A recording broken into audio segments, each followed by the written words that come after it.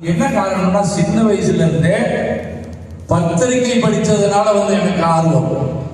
சிறு வயதுல இருந்து பத்திரிகை படித்தேன். ஒரு டீ கடையில் யாராவது பேப்பர் பார்த்துக்கிட்டு தான் நான் கீழே குடிச்சு படிப்பேன். அவர் பேப்பரை போட்டு மறுபடியும் குடிச்சு படிப்பேன். அவன் சலிச்சு போய் அந்த பேப்பரை தூக்கி வீசிட்டு போயிடும் படுற அப்படின்ட்டு.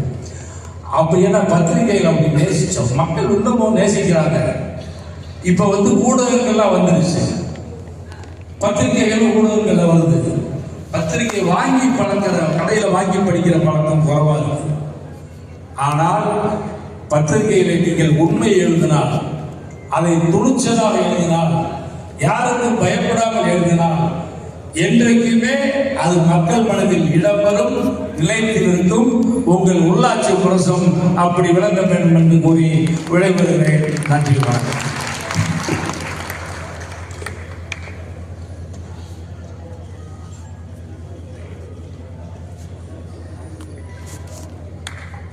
நல்ல ஒரு